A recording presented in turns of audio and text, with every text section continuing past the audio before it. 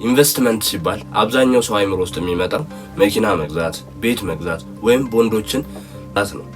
ነገር ግን ከሱ በላይ ኢንቨስት የምናደርግበት የማንከስርበትና አዋጭ ኢንቨስትመንት አለ። እሱም ራሳችን ላይ ኢንቨስት ስናደርግ የትኛውም ቦታ ላይ የትኛውም ሁኔታ ላይ በየትኛውም ሀገር ላይ ይዘነው መሰደድ የምንችለው ነው።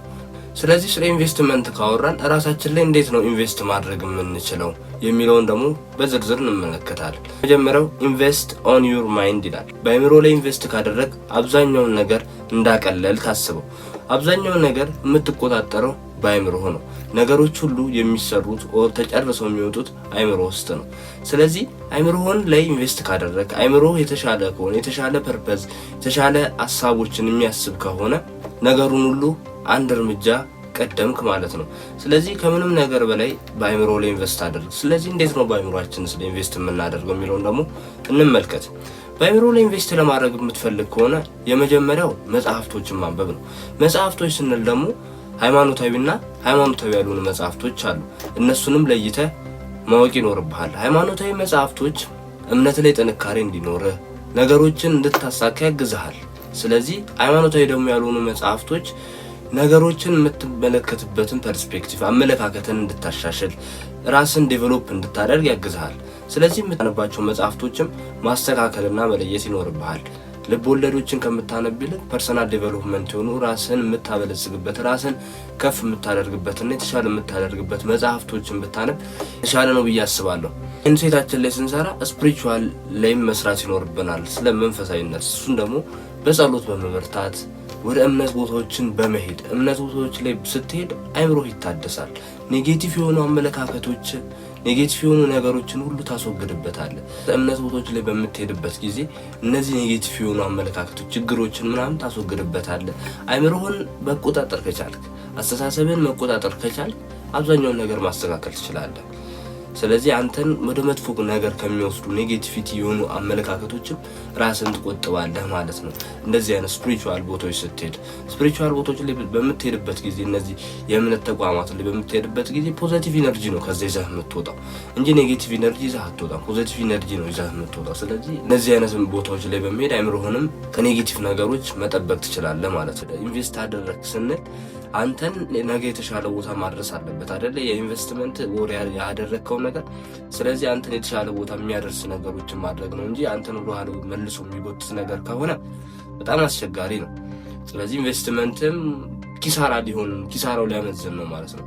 ስለዚህ ምንም ኪሳራ የሌለው ኢንቨስትመንት እንዲሆን የምታደርገውን ነገር መለየት ይኖርብሃል። ወደ አይምሮ የምታስገባቸውን ነገሮች እያንዳንዱ ነገሮች መለየት ይኖርብሃል። እነዚህ ነገሮች ለየህ ማለት እነዚህ ነገሮች አስተካከልክ ማለት እነዚህ ነገሮች ፊልተር አድርገህ አስገባህ ማለት ሌላው ነገር ከዚህ በኋላ የምዘረዝራቸው ነገሮች ቀላል ናቸው የሚሆኑት ማለት ነው። በጤና ላይ ኢንቨስት አድርግ። በጤና ላይ ኢንቨስት አድርግ ማለት የሰውነት የአካል ብቃት እንቅስቃሴዎች ስራ፣ አመጋገብን አስተካክል፣ የምትጠጣውን ውሃ አስተካክል፣ የእንቅልፍ ስርዓትንም ማስተካከል ማለት ነው። እነዚህ ነገሮች የምታስተካክል ከሆነ ሌላውን ነገር ቀላል የምታደርጋቸው ነገሮች። ምክንያቱም እነዚህ ነገሮች እያደረግክ ስትመጣ እያቀለልክ ነው የምትመጣው ስቴፑን። ስለዚህ ከመጀመሪያው ሰውነት እንቅስቃሴ አካል ብቃት እንቅስቃሴ ስራ ሲባል የተጋነነ ጂም ቤቶች ሄደህ የተጋነነ ክፍያ ከፍለህ የምትሰራው ስራ አይደለም። የግድ እንደዛ መሆን የለበትም። አንተ እቤት ውስጥ 30-20 ደቂቃ ግፋ ቢል 10 ደቂቃ በቀን የምትሰጣት ነገ ላይ ትልቅ ነው የምትሆነው። ስለዚህ ለምሳሌ በቀን 10 ደቂቃ የምትሰጥ ከሆነ በአንድ ወር ውስጥ ስንት ደቂቃ እንደሚሆን አስበው ታውቃለህ? 300 ደቂቃ ትሰራለህ ማለት ነው። በቀን 10 ደቂቃ መስራትህ ትንሽ አይደለም፣ ሲደመር ትልቅ ነገር ነው የሚሆነው። ካለ መስራት ደግሞ ይሄ ይሻላል። ነገ ላይ ታሻሽለዋለህ። ዛሬ ላይ 10 ደቂቃ የምትሰራ ከሆነ ነገ 15።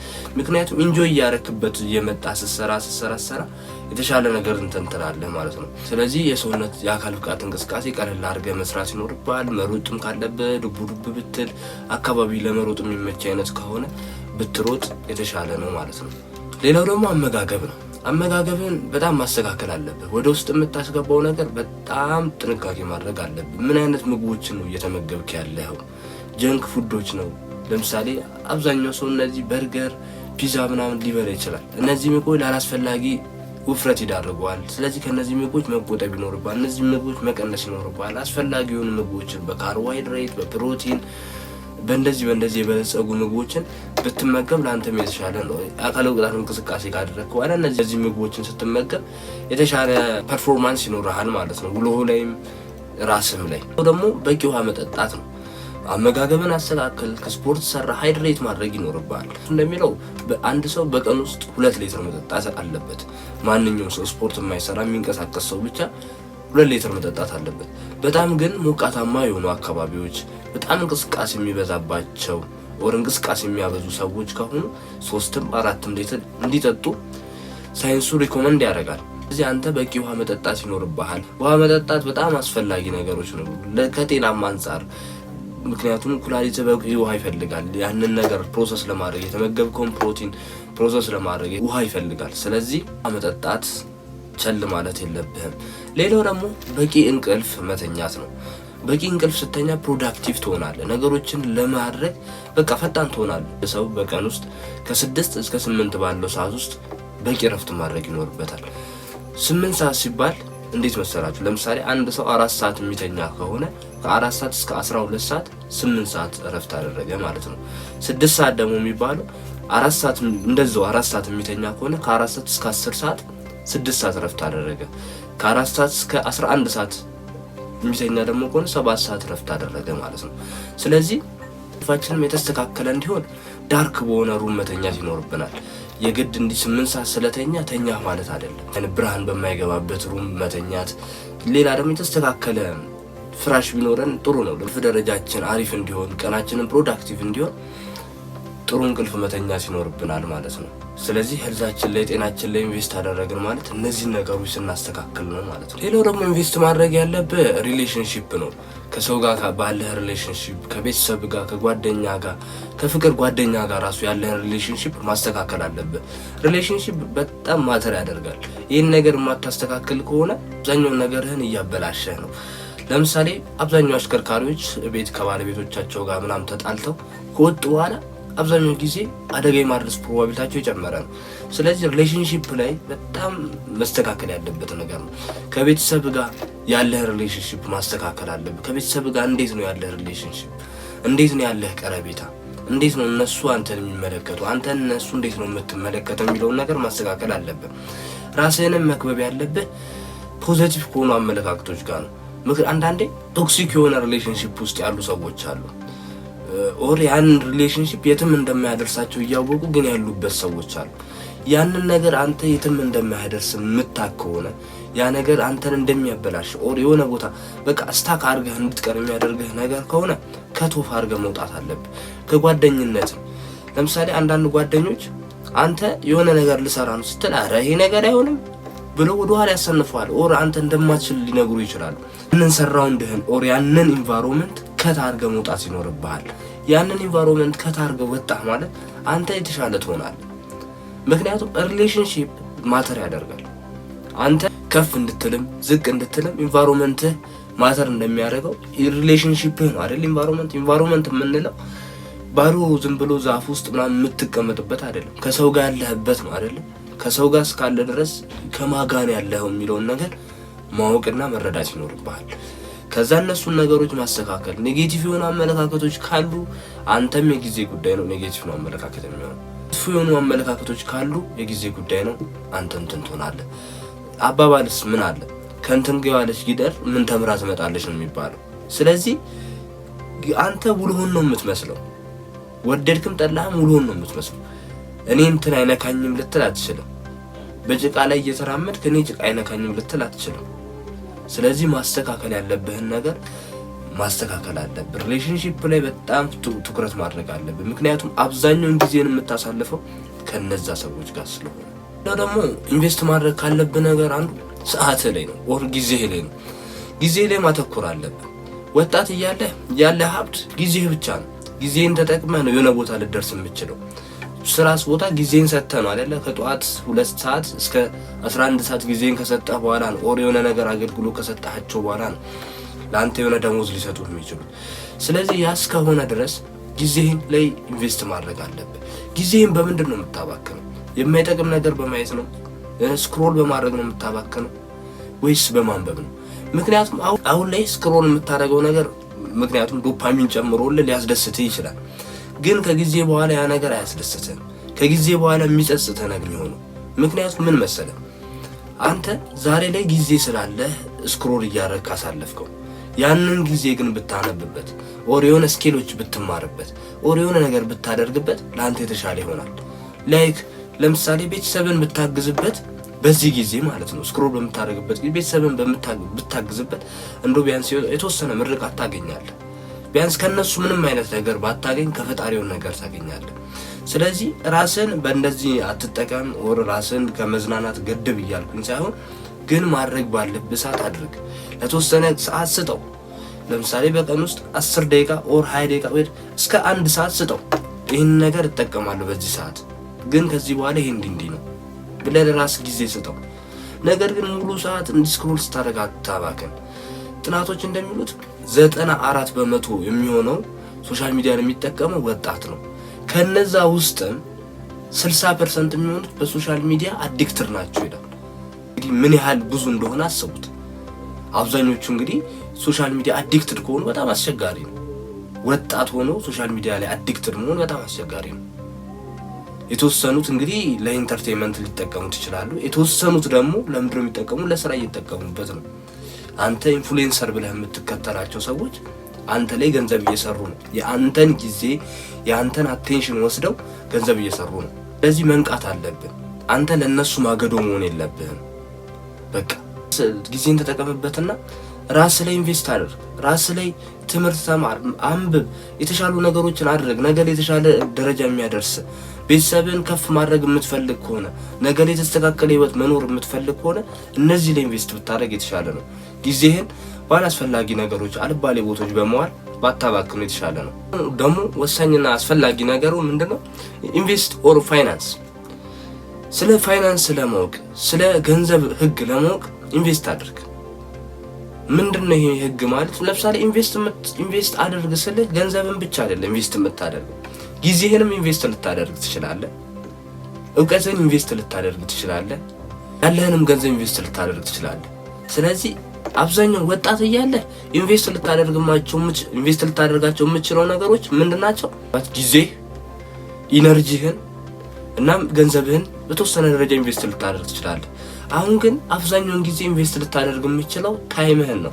ጊዜህን ነው ኢንቨስት የምታደርገው። ጊዜህን ነው ሰውተህ የሆነ ነገር ልታደርግ የምትችለው።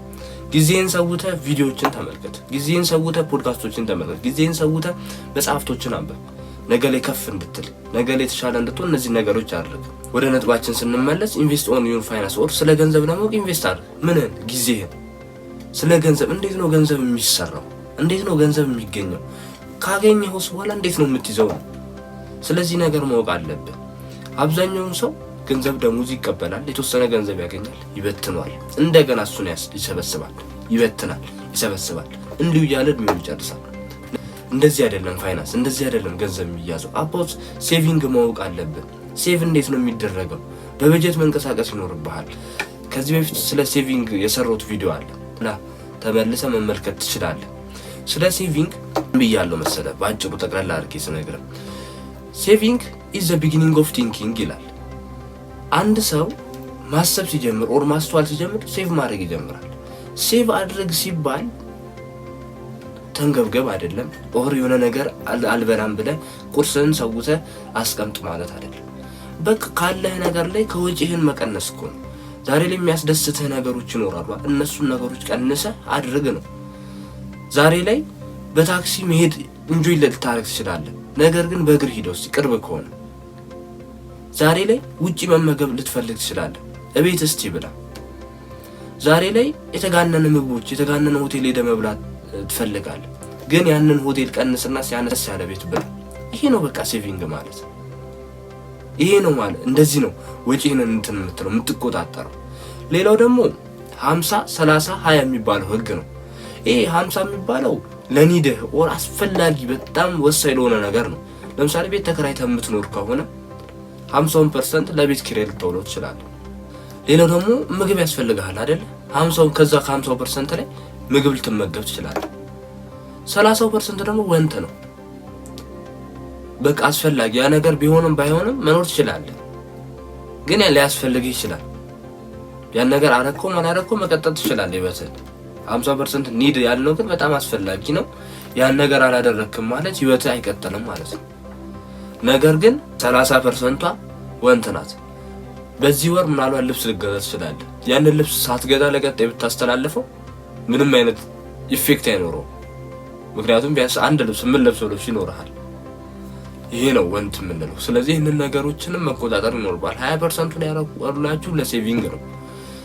እንዳልኳችሁ ሴቪንግ በጣም አስፈላጊ ነው። ምክንያቱም አደጋ ቢደርስብህስ፣ የሆነ ችግር ቢደርስብህስ፣ አብዛኛው ኮንቴንት ክሬተር ሴቭ እንዳታደርጉ ነው ገንዘባችሁ ይወጣል ነው የሚለው። ግን እሱ ሴቭ አድርጎ ነው ካሜራ ገዝቶ የሚቀርጸው። እሱ የሆነ ነገር አድርጎ ነው ኢንቨስት እያደረገ ያለው። አንተ ገንዘብን መዝራት የለብህም፣ ማስተዋል አለብህ። እዚህ ነገር ላይ በጣም ፎከስ አድርገህ ማስተዋል አለብህ። ምናልባት እኔ ባክግራውንድ የፋይናንስ ላይ ስለሚያተኩር ኦር በፋይናንስ ግራጁዌት ስላደረኩኝ ስለዚህ ነገር ፎከስ አድርጌ ልነግርህ እችላለሁ። ስለዚህ ፎከስ ማድረግ ያለብህ እነዚህ ነገሮች ላይ ነው። ሌላው ደግሞ በዚህ መልኩ 20 30 50 ህጉ ይሄ ገለኔ አይሆንም፣ ይሄ ነገር አያዋጣም የምትል ከሆነ በበጀት ተንቀሳቀስ። በበጀት ተንቀሳቀስ ማለት ለአንድ ሳምንት የሆነ ብር ራስ ላይ መድብ። ለምሳሌ በሳምንት 1000 ብር ነው በልና መድብ። የፈለግከውን ነገር አድርግ። ግን ያ በጀት ካለቀ ያ በጀት ሰኞ ላይ ካለቀ ማክሰኞ፣ ሮብ፣ ሐሙስ፣ ዓርብ ምንም የምታወጣው ገንዘብ የለም ማለት ነው። ስለዚህ ያን በበጀት ትኖራለህ ማለት ነው። እንደ አቅም ትኖራታለህ በበጀት ስትኖር። ከዛ በላይ ግን ካለ አታቆም፣ ዝም ብለህ ነው የምትወጣው።